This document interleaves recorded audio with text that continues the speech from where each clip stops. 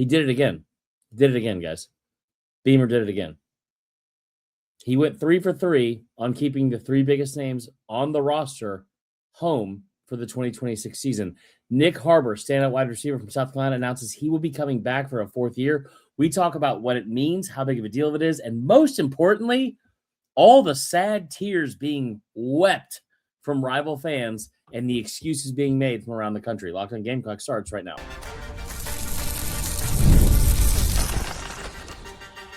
You are Locked On Gamecocks, your daily podcast on the South Carolina Gamecocks, part of the Locked On Podcast Network, your team every day.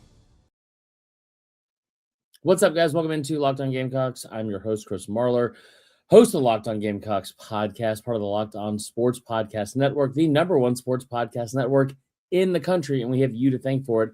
We appreciate you joining today's episode. It's a great episode brought to you by our friends over at FanDuel. If you want to be right in the middle of the action this season, visit FanDuel.com, place your NFL live bets all season long. Let's get right to it. The audio might sound a little bit odd. The video is definitely odd. We had a little bit of a shortage with my connector. What do you call it? My mic and my camera. We'll figure it out. It's whatever. Still wanted to get a show in today because of all the big news that happened. I already told you who's sponsoring the show, told you what we're going to talk about, so let's just get into it. And Nyck Harbor, standout wide receiver from South Carolina, announces he will be back for the 2026 season. Of the three people you needed or wanted, but really needed, to be on campus for next year's team, Nyck Harbor was the third one. You look at, if you guys follow Cocky Hospitality on social media, they even did a graphic that was like three silhouettes, and then you got Sellers. That one, they filled the silhouette. Second one was Stewart. They filled that silhouette. And the third was Nyck Harbor. And I tell you what, that's about as big as it gets. I don't know what the offer is for. I don't know what they're going to pay him. I will get to that in a second because it's a storyline and a narrative that is being pushed from all over the teams from around the country that did not land him and that wanted him. So here is where I want to start. Actually, you know what? Let's just start with the pettiness.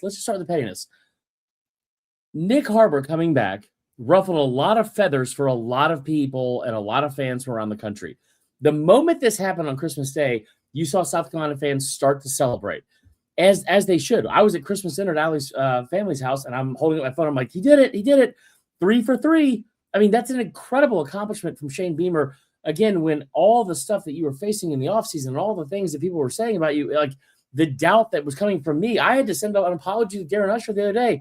Like, never again. Won't doubt him again until the season if something crazy happens. But, like, what a huge job to land the third of the three biggest names. Really, like, there's still a lot of teams playing, and the portal hasn't opened yet. But no one else in the country right now has won the offseason like South Carolina has. And you saw South Carolina fans celebrating it because you get your leading receiver back on the season, 30 catches, 618 yards, a 20.6 average, which is insane. 6 touchdowns on the season. He was great. He was great on the deep ball. He was great on go routes, and he started to get better at other parts of his game as well. The narrative that came up from this is one of the dumbest and most hilarious things that I have seen in college football coping mechanisms from fans across the country in a while. The moment South Carolina fans started celebrating Stewart coming back and this kid and Harbor coming back, it was, oh, great. Congrats. They were on a 4-8 team a year ago. They were on a 4-8 team a year ago. But you know what? They're going to come back from this year, and they turned down every other offer, and there were plenty. There were. From every other offer around the country. I saw Ohio State fans making fun of South Carolina fans, which is dumb in general because as far as I know, Ohio State's never beaten this program in football. I know where they are right now, but they've never beaten this program in football. So for them to talk trash was hilarious at best. But the idea that you saw so many people, like not just fans, but media saying, oh my gosh, here's a guy that you need to keep an eye out for. Dylan Stewart, would he come next year to Ohio State? They would be able to pay him like this and this amount, blah, blah, blah, blah. Nyck Harbor was generating first-round buzz. All three of these guys were generating first-round buzz. And you're able to keep the third one at home. Then the narrative turned into, well, that's pretty stupid for Shane Beamer to spend that much money on just 3 players when he has so much to build from the roster. Let me put an end to that narrative right now. I think they probably did spend a decent amount of money on these three guys. I think they all deserved a decent amount of money as well. All three of the guys that are going to be playing for South Carolina next year. But here's the deal. Shane Beamer knows that this next year is make or break. He's not handing out discounts to his friends. He's not giving extra bonuses to his favorite players. If he doesn't win next year, he's gone. Point blank, period. So what he's trying to do is figure out, I need to have the best people on this roster possible, as many good players as possible, to go win games next season. The idea that they spent $6 million or $5 million on just two players when it was Stewart and Sellers is wrong, for one. Two, like, have it on good authority. Have it on good authority that is not how much they spent on them, okay? Between the three of them, I'm sure that number is around that. I'm sure it is. But here's the thing. Beamer knows he has to win. He knows he has to win next year. So in no logical world is Shane Beamer going to go out, waste 50%, 30%, whatever percent you want to say that $6 million is of his budget on three players, knowing full well all of the other turnover at other positions he's going to have to replace. He is going to retain the key pieces that can help lead him to a national championship. And I've told you guys this before. When you talk about the most important positions in this sport, it's quarterback, defensive end, left tackle, and receiver. That first one is a non-negotiable. It is the most important position in all sports. Those next three, it used to be left tackle, then D end, and then receiver, or just left tackle and D end. They've added receiver. You see that with paydays in the NFL all the time, and you're starting to see it in college as well. Those are the three. They impact the play every single play. You need a person who's going to be handing it off or throwing it. You need a person that's going to be protecting the guy handing it off or throwing it. And on the other side, you need the guy who's going to be able to get after the guy who's handing it off or throwing it for 60 straight minutes. What Shane Beamer has done has keep his best receiver and one of the most sought-after receivers in the country that was generating first-round buzz, kept the best defensive end and most talented defensive end in the entire sport of or college football going into next year, just ask any scout, and then kept one of the best and highest ceiling players in the country and next year's draft at quarterback. And oh, by the way, Josiah Thompson, former 5-star, is going into year 3 at left tackle. If you're telling me that you shored up at least 3 of those 4 most important positions, A+, Shane, A+.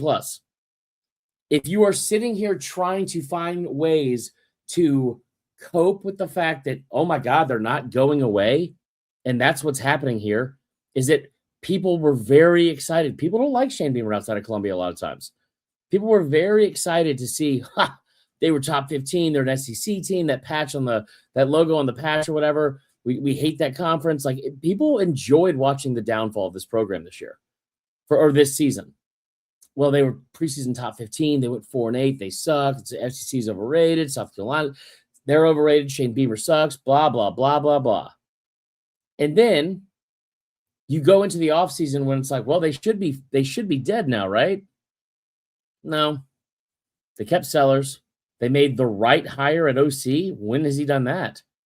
They made a phenomenal hire at running back coach. Oh, my God, they made another phenomenal hire at defensive ends. Like, they haven't missed. They haven't missed.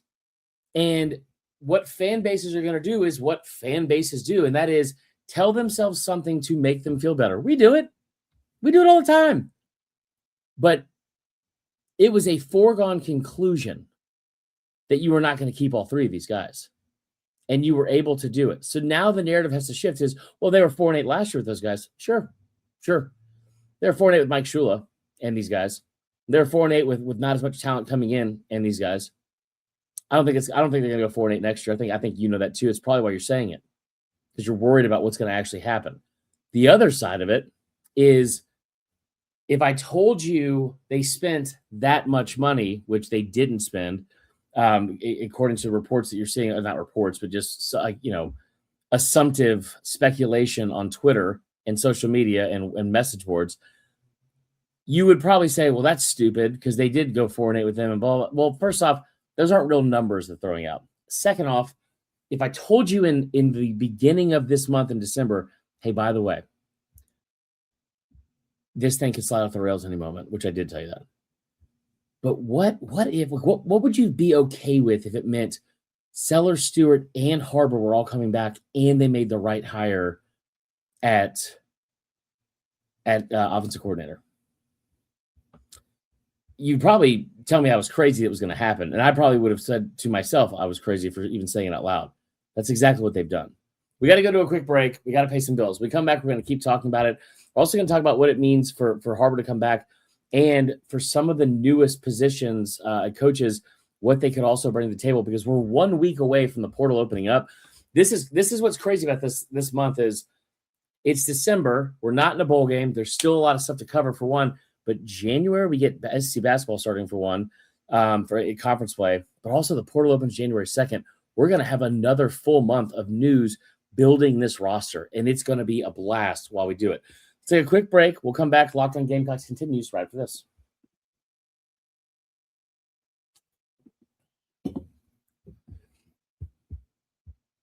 All right.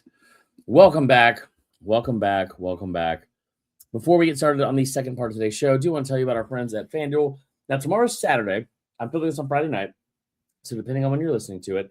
But if you are listening to it when it comes out, tomorrow's Saturday, we have 8 bowl games.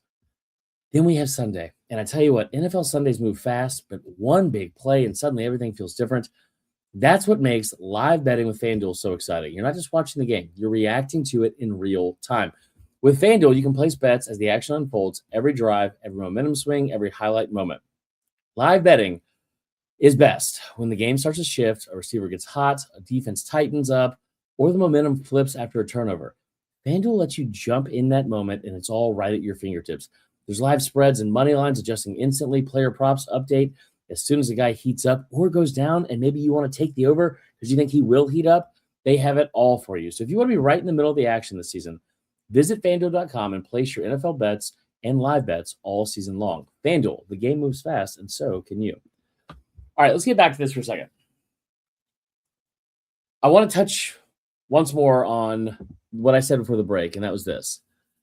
If I told you were going to get all 3 of these players back, what would you have needed to justify that? To be like, yeah, I'm in for that. Like, what would have been okay for you from a justification standpoint of like, yeah, I'm okay with that. Because I don't think any of us believed it would happen. I would love to see the percentage of fans outside of the building that not the staff that would look at that and say, are they like they're going to tell me they're going to land all 3? Sellers, sure, I can see that. I think people had it at like 60-40 at the start of the offseason. Sellers and Stewart, well, maybe Sellers stays on and convinces Stewart, but then you lose the defensive end and outside linebackers coach at LSU, and you still keep him. And again, people were going to offer Sellers, but what Dylan Stewart was going to make from another place was also going to be crazy. And then you have the thing with Nyck Harbor, and I think that part is like, I think it means a lot to me personally for a number of reasons, and I want to kind of get into why without getting too, not emotional is not the right word, because that's not what I mean. It's more so, what's the best way to put it? I want to get into what I think that means from the coaching staff standpoint. Nyck Harbor is not just another great player. He's not even any of the great receivers that you've had. He hasn't put up those seasons yet, for one. I mean, this has been his best season. He only had 30 catches. But, like, he's not a Deebo Samuel. He's not I guess you could probably can compare him to like a Van Jefferson. Like he's not any of those guys. Like, he hasn't had a Leggett type year. He hasn't had a Juice Wells type year, really. But he represents something, I think, about Shane Beamer specifically that is different than a lot of coaches in this country. He was a can't miss prospect out of high school, right? Like, I mean, he was a 5-star player, but people wanted him to play defensive end. They wanted him to play something with his hand in the dirt. He didn't know anything about receiver. Like, he's still learning the game. This is his first full year of college football. I don't know what the offense looks like without him necessarily, but I think it's fair to say it's not like you have to be that creative and imaginative of wondering what it would look like, because he hasn't had 1,000-yard year. But still, that guy means so much, I think, to this program. He deserves to be rewarded, for one, but it also speaks volumes about what Shane Beamer sees in him and values as a coach. And here's what I mean by that. I'm long-winded in getting to it per usual, but here's what I mean by that. A lot of people would have been fine telling this kid, go pro, figure it out, you'll make a paycheck and you'll get paid right away. A lot of other people would have been probably maybe had given up on him as a receiver, tried to convert him into being a defensive end. I think I saw something the other day where there was one NFL scout that said when he first came in, the quote was he had hands like bricks. Putting this much time and development and effort into developing and care into a kid like this for 3 years, it really speaks volumes about what this program is. And yes, you want a 5-star to pan out. Obviously, every program in America does. But this guy specifically that you have believed in and also believed in you, this is a guy, I bring this example all the time. Most impressive thing Nyck Harbor has ever done, in my opinion, and this coaching staff has done with him, in my opinion, is not send him on go routes and catch 50, 60-yard touchdowns. It's not run a 10-1-1 100-meter dash at 6'5", 235. Most impressive thing I've ever seen from this couple of in combination of coaching staff and player is they got this kid to buy in to blocking in 2024 before he had really progressed as a receiver. And he went along with it. He bought in. He bought into the program and was all in enough to where he's like at any point, a guy who in his side gig, which a lot of people thought he was better at than football, doesn't involve him putting on pads and a helmet and going to throw his body out and avoid getting hit by 6'4", 250-pound linebackers that run a 4.4 and all. It is, I'm putting on the singlet, putting my hand on the ground, putting both hands on the ground, and I'm taking off for 20 seconds at a time and seeing how fast I can run this 200-meter dash. To get that kid to buy into, hey, you got to get your hands in here, you got to get your hips here, you have to be here with with your positioning and make sure from a leverage standpoint, you got to work harder, your lower body's got to get stronger, you got to get thicker. That's an incredible job, man. And it speaks volumes to him too. But the fact that this staff decided he is a priority, and not just because he's a former 5-star, but because I think that they truly believe what we all kind of believe, which is I think he's scratching the surface. I think he's scratching the surface. And next year, it is the culmination. I will be dramatic when I say this, but just hear me out. Next year doesn't feel like the tipping point or breaking point or final evaluation, final grade for Shane Beamer, whether he passes or fails or has a job or not. It doesn't feel like it's the make or break hot seat year to me right now. It will, I'm sure, in August and September.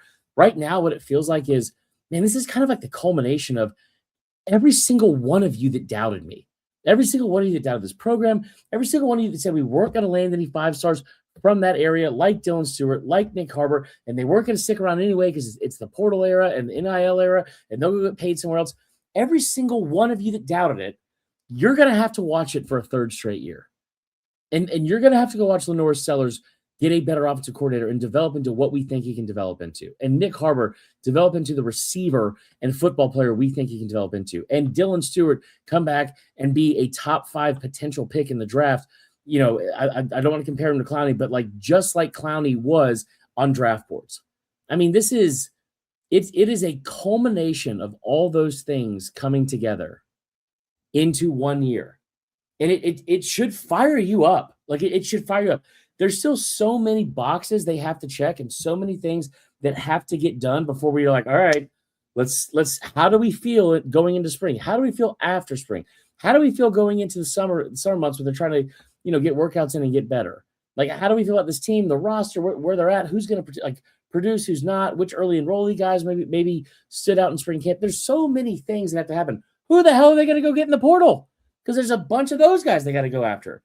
But right now, you should sit here if you're a Gamecock fan with your head held high and be very proud that this staff, against all, I wouldn't say all odds, but against all the doubt that everyone gave them, including all of us, they have figured out a way to make this thing work and prove everyone wrong once again. I'm hoping that it translates to something on the field. But as of today, next year doesn't feel like a hot seat moment, make or break year, as much as it feels like a culmination of watch what we can do. Watch what I can do if you're Shane Beamer. And watch what these players who all bought in the infants era of the NIL and portal, where everyone's leaving year after year after year, they all stayed. And it's just a tremendous job from this program and this coaching staff. All right, let's take a quick little break. Before we do, I want to give a shout out to our friends at Game Time.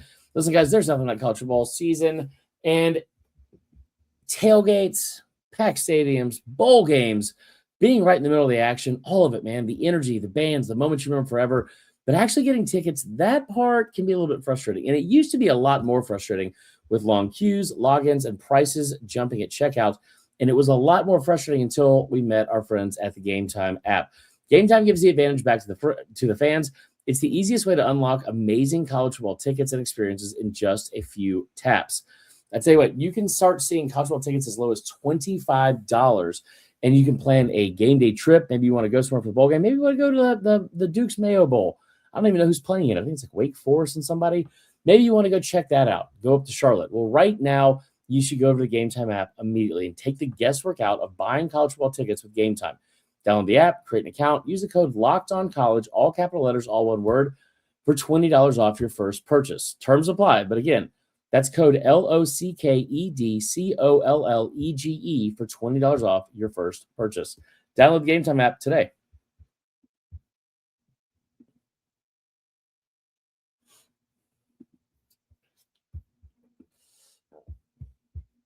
All right, closing out today's show with some big news out of Effingham County, Springfield, Georgia. But I believe Effingham County High School. Yeah, a big get for South Carolina and Shane Beamer yesterday. Now it's the 2027 class, so they are current juniors, rising seniors after this school year. But that is the class we are currently in because remember, early signing day was in earlier this month in December. This staff decided to offer and get a almost instant commit, it seems like, from a four-star safety. He's a top 247 recruit. I believe he's 6'2", 205, which I love that size for a safety, first off. He is a three-star 247, but that's the only one. He's a consensus four-star everywhere else, and in the composite, a top 200 player nationally. And here's what I usually love to go to before I even go look at the film or anything else from that. It's his offers to say, all right, with South Carolina in on like a diamond in the rough? Is this a guy that's overlooked? Is it a guy that's being recruited by everybody? Blah, blah, blah. These are the other offers that Jernard Albright had right now. Offer from Arkansas, Florida State, Georgia Tech, Kentucky, Michigan, Mizzou, Nebraska, Ole Miss, A&M, Vandy, and several more. And now I want to highlight a few here that tell me a couple things. One, Ole Miss, A&M, Missouri, Michigan. That tells me that you've got people from all over the country scouting this dude and saying, yeah, that'll work. That's a good prospect. Hopefully we can go get him out of Georgia to come play at one of our very far away schools. It's also a place like Texas A&M where they have a lot of money and you were able to win a commitment over him early. Hopefully, unlike the player from this year in the 2026 class, I'm not going to say his name, but hopefully that will last and this kid stays committed. It's very early in that process, but still very, very early in the process, and you get a big commit. Four-star player for the 2027 class. I'm trying to think. I don't know because we're still kind of wrapping up. I think there's still a few other rankings that are left. I don't know where this class stands in general for the 2027 cycle. We can absolutely go look it up. But this is a really, really good start. And it's also a position of need, too, because you're going to have, like, this has been a really, really important and elite position, if I'm being honest, under the current staff that you have in place. Not just Torian Gray coaching the defensive backs, but also Clayton White as the defensive backs coach. Also, by the way, we'll get into this on the episode tomorrow, but Torian Gray promoted to co-defensive coordinator, which is really, really big. But you look at what this does for the rest of the class. It doesn't really do a ton because it's the only commit of the class. Probably should have started there. So, but it does make you 39th in the country, even though you only have one commit. That is not reason to panic whatsoever. It is still 2025, and this is a 2027 class kid. And to put this in perspective, right now, where the 2027 class sits, the number 11 team is Alabama. The number 12 team is Sacramento State. So this will play out just fine. All right, that is all for today's episode. I appreciate you guys. Hope you all had a great Christmas. We'll talk more about that tomorrow. We got a great episode coming for you then as well. And until next time, go Cox.